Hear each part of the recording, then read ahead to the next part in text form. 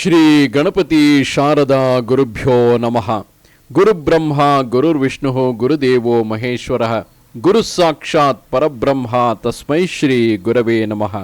ಶ್ರೋತೃಗಳಿಗೆ ಶ್ರೀ ಸಚ್ಚಿದಾನಂದೇಂದ್ರ ಸರಸ್ವತಿ ಸ್ವಾಮಿಗಳವರು ನೀಡಿರುವ ಭಗವದ್ಗೀತೆ ಕುರಿತಾದ ಉಪನ್ಯಾಸ ಮಾಲಿಕೆಯಲ್ಲಿ ಬ್ರಹ್ಮನಿಷ್ಠೆ ಎಂಬ 191ನೆಯ ಉಪನ್ಯಾಸಕ್ಕೆ ಸ್ವಾಗತ. ಕರ್ಮಯೋಗವನ್ನು ಮಾಡಿ ಚಿತ್ತಶುದ್ಧಿಯನ್ನು ಸಂಪಾದಿಸಿಕೊಂಡಿರುವಾತನು ಭಗವತ್ ಪ್ರಾಪ್ತಿಯನ್ನು ಹೇಗೆ ಪಡೆಯುತ್ತಾನೆ ಎಂಬುದನ್ನು ಹೇಳಿದ್ದಾಗಿದೆ. ಭಗವಂತನನ್ನು ಸೇರುವಾಗ ಕರ್ಮವನ್ನು ಬಿಟ್ಟೇ ಸೇರಬೇಕು. ಕರ್ಮವೆಂಬುದು ಒಂದು ಚಲಾವಣೆಯ ನಾಣ್ಯವಿದ್ದಂತೆ. ನಾಣ್ಯವನ್ನು ಕೊಟ್ಟಲ್ಲದೆ ನಮಗೆ ಬೇಕಾದ ಪದಾರ್ಥವು ಅಂಗಡಿಯಲ್ಲಿ ಹೇಗೆ ಪ್ರಾಪ್ತವಾಗುವುದಿಲ್ಲವೋ ಹಾಗೆಯೇ ಕರ್ಮವನ್ನು ಭಗವಂತನಿಗೆ ಅರ್ಪಿಸಿದಲ್ಲದೆ ನಮಗೆ ಇಷ್ಟವಾದ ಹೆಚ್ಚಿನ ಪುರುಷಾರ್ಥವು ದಕ್ಕಲಾರದು. ಈ ಅರ್ಪಣೆಗೆ ಭಾವವೇ ಪ್ರಧಾನ, ಭಗವದ್ಭಾವನೆಯೇ ಇದರ ಸಾರ.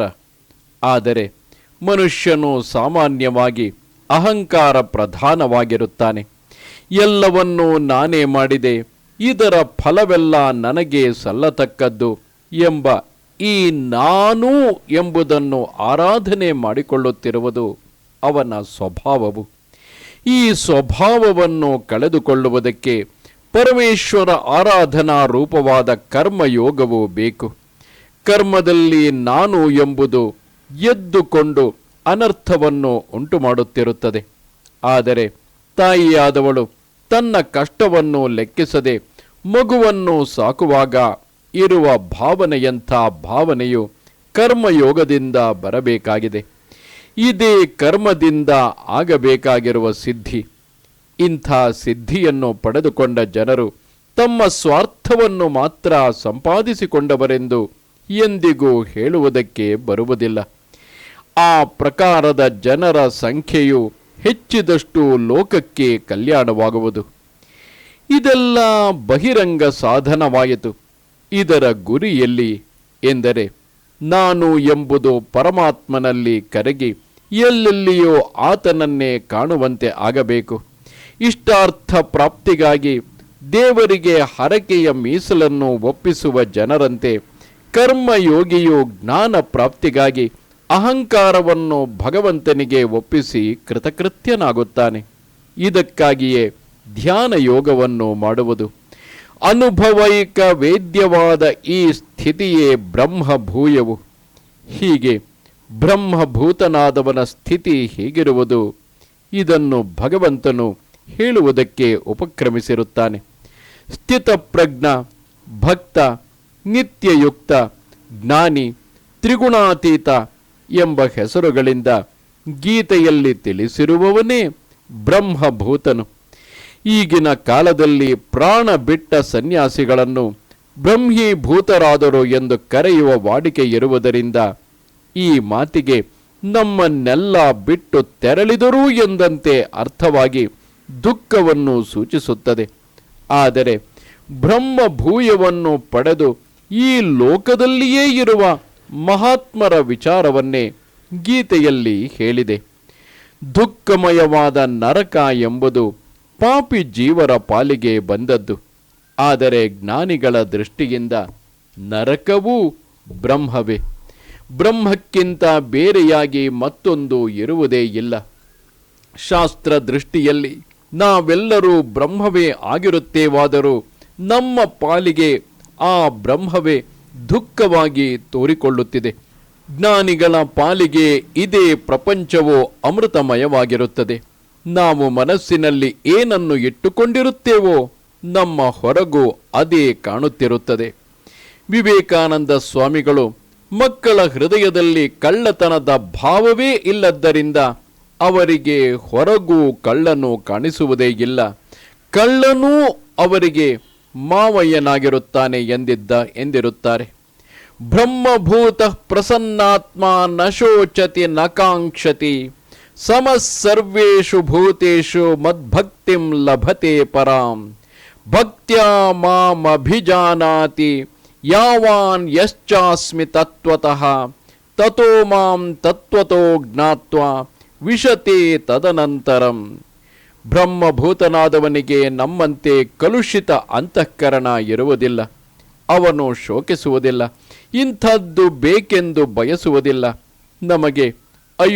ನಮಗೆ ಅದಿಲ್ಲವಲ್ಲ ಎಂದು ಕಾಮ ಕ್ರೋಧಗಳು ಬೆಳೆದುಕೊಂಡು ಶೋಕ ಮೋಹಗಳನ್ನು ತಂದು ರಾಶಿ ಹಾಕುತ್ತಿರುವವು.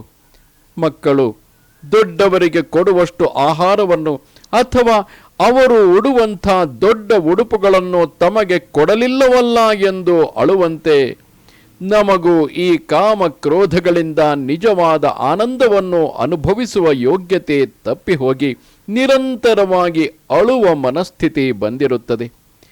ಅಕಾಮ ಹತರಾದವರಿಗೆ ಆನಂದವು ಹೆಚ್ಚು ಎಂಬುದು ವೇದಾಂತ ಸಿದ್ಧಾಂತವು.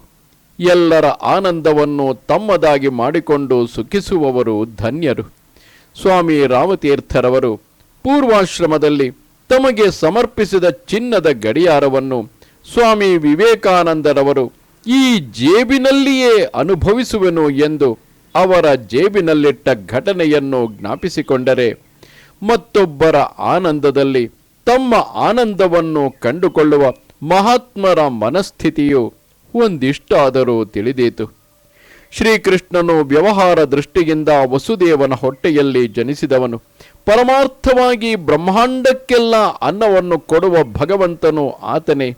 ಹೀಗಿರುವಲ್ಲಿ ಗೋವಳರ ಜೊತೆಯಲ್ಲಿದ್ದುಕೊಂಡು ಅವರೊಡನೆ ತಾನೂ ಒಬ್ಬ ಗೋಪಾಲಕನಾಗಿ ಅವರು ತಂದ ಬುತ್ತಿ, ತಾನು ತಂದದ್ದು ಇವುಗಳ ವಿನಿಮಯದಿಂದ ತಾನು ಆನಂದಿತನಾಗಿ ಅವರಿಗೂ ತನ್ನ ಪ್ರೇಮವನ್ನು ಬೀರಿ ಆನಂದಗೊಳಿಸುತ್ತಿದ್ದ ಆ ಸ್ಥಿತಿಯನ್ನು ಏನೆಂದು ವರ್ಣಿಸಬೇಕು? ಬ್ರಹ್ಮಭೂತನಾದವನು ಶೋಕಿಸುವುದಿಲ್ಲ, ಬಯಸುವುದಿಲ್ಲ ಎಂದರೆ ಗೋಡೆಯ ಹಾಗೆ ಅಚೇತನನಾಗಿರುತ್ತಾನೆ ಎಂದೇನು ಅಭಿಪ್ರಾಯವಲ್ಲ. ಯಾರೊಬ್ಬರಿಗೆ ಆನಂದವು ದೊರಕಿದ್ದರೂ ಅದು ತನಗೆ ದೊರೆತದ್ದು ಎಂಬ ಉತ್ತಮವಾದ ಅರಿವು ಅವನಿಗೆ ಆಗಿರುತ್ತದೆ. ತನ್ನ ಸುತ್ತಲೂ ವಿವಿಧ ಜನರನ್ನು ಇಟ್ಟುಕೊಂಡು ತನ್ನ ಆನಂದವನ್ನು ಎಲ್ಲರಿಗೂ ಹಂಚಿಕೊಡುವ ಸ್ಥಿತಿಯು ಸಾಮಾನ್ಯ ಪುಣ್ಯದಿಂದ ಲಭಿಸತಕ್ಕದ್ದಲ್ಲ. ಈ ಪೃಥಿವಿಯು ಎಲ್ಲರ ಮಧು, ಎಲ್ಲರ ಕರ್ಮದ ಫಲವು. ನಾವೆಲ್ಲರೂ ಸೇರಿಕೊಂಡು ಒಂದಾನೊಂದು ಮಧುರಸವನ್ನು ತಯಾರಿಸಿರುತ್ತೇವೆ. ಆ ರಸದಲ್ಲಿ ನಾವೆಲ್ಲರೂ ಭಾಗಿಗಳಾಗಬೇಕು. ಆ ಮಟ್ಟಕ್ಕೆ ನಮ್ಮ ಮನಸ್ಸು ಏರಬೇಕು. ಈಗಿನ ಕಾಲಕ್ಕೆ ನಾವು ರಾಜಕೀಯವಾದ ಸುದ್ದಿಗಳನ್ನೇ ಕೇಳುತ್ತಾ ಹೇಳುತ್ತಾ ಶೋಕವನ್ನೇ ಹೆಚ್ಚಿಸಿಕೊಳ್ಳುವ ವಿದ್ಯೆಯಲ್ಲಿ ನೈಪುಣ್ಯವನ್ನು ಸಂಪಾದಿಸಿಕೊಳ್ಳುತ್ತಿದ್ದೇವೆ. ಪಶು ಪಕ್ಷ್ಯಾದಿಗಳಿಗೂ ಇಲ್ಲದ ಈ ಶೋಕದಿಂದಲೂ ಕಾಂಕ್ಷೆಗಳ ಸಂಕಷ್ಟದಿಂದಲೂ ವ್ಯಥೆಪಡುವುದೇ ಮನುಷ್ಯತ್ವದ ಗುರುತೇನು? ಎಲ್ಲ ಪ್ರಾಣಿಗಳು ತನಿನಿದ್ರೆಯಲ್ಲಿ ಆನಂದರೂಪನಾದ ಪರಮಾತ್ಮನಲ್ಲಿ ತಮ್ಮ ವ್ಯಕ್ತಿತ್ವವನ್ನು ಅದ್ದಿ ಎಚ್ಚೆತ್ತಿರುವುದರಿಂದಲೇ ಬೆಳಿಗ್ಗೆ ಎದ್ದಾಗ ಉಲ್ಲಾಸದಿಂದ ನಲಿದಾಡುತ್ತಿರುತ್ತವೆ. ಮನುಷ್ಯನು ಹಾಗೆಯೇ. ಆದರೆ ಮನುಷ್ಯನಲ್ಲಿ ಒಂದು ವಿಶೇಷ, ಈ ಅವ್ಯಕ್ತವಾದ ಆನಂದದ ವಾಸನೆಯನ್ನು ಅವನು ಎಚ್ಚರದಲ್ಲಿಯೂ ಅಭಿವ್ಯಕ್ತಿಗೊಳಿಸಿಕೊಳ್ಳಬಲ್ಲನು. ಸತ್ಪುರುಷರ ಸಂಘದಿಂದ ನಮ್ಮ ಸ್ವರೂಪವಾಗಿರುವ ಈ ಆನಂದವನ್ನು ಕಂಡುಕೊಂಡು ಅದರ ಚಿಂತನೆಯಲ್ಲಿಯೇ ಕಾಲವನ್ನು ಕಳೆಯುವುದು ಮನುಷ್ಯನಿಗೆ ಮಾತ್ರವೇ ಸಾಧ್ಯ. ಸತ್ಪುರುಷರು ದರ್ಶನ ಮಾತ್ರದಿಂದಲೇ ಜನರನ್ನು ಪವಿತ್ರಗೊಳಿಸುತ್ತಾರೆ. ಅವರ ಸಂಭಾಷಣೆಯಿಂದ ನಮ್ಮ ಸ್ವರೂಪವಾಗಿರುವ ಆನಂದವು ನಮಗೆ ತಿಳಿಯಬರುತ್ತದೆ. ಇದೇಕೆಂದರೆ ಅವರು ಪರಬ್ರಹ್ಮವನ್ನೇ ತಮ್ಮ ಆತ್ಮನಾಗಿ ಕಂಡುಕೊಂಡಿರುತ್ತಾರೆ. ಆದ್ದರಿಂದ ಸರ್ವಭೂತಗಳಿಗೂ ಆ ಬ್ರಹ್ಮವೇ ಆತ್ಮನೆಂಬ ಮಹಾಜ್ಞಾನದಿಂದ ಅವರು ಎಲ್ಲರಲ್ಲಿಯೂ ಸಮಬುದ್ಧಿಯುಳ್ಳವರಾಗಿರುತ್ತಾರೆ. ಅವರ ಪ್ರೇಮವು ಸರ್ವರಲ್ಲಿಯೂ ಸಮವಾಗಿರುತ್ತದೆ. ಈ ಸರ್ವ ಪ್ರೇಮವು ಈಶ್ವರ ಭಕ್ತಿಯು. ನಮ್ಮ ಕೇಂದ್ರವು ಯಾವುದು? ಪರಮೇಶ್ವರನೇ. ಆ ಪರಮಾತ್ಮನಲ್ಲಿ ಮನಸ್ಸು ಸಮಾಹಿತವಾಯಿತೆಂದರೆ ನಮಗೆ ಸಮತ್ವ ದೃಷ್ಟಿಯು ಬರುತ್ತದೆ. ಪರಮಾತ್ಮನು ಎಲ್ಲರಲ್ಲಿಯೂ ಸಂಪೂರ್ಣವಾಗಿಯೇ ಸನ್ನಿಹಿತನಾಗಿರುತ್ತಾನೆ. ಆದ್ದರಿಂದ ಆತನ ಭಕ್ತನಾದವನು ಎಲ್ಲರಲ್ಲಿಯೂ ಸಮವಾಗಿ ಪ್ರೇಮದಿಂದಿರುತ್ತಾನೆ.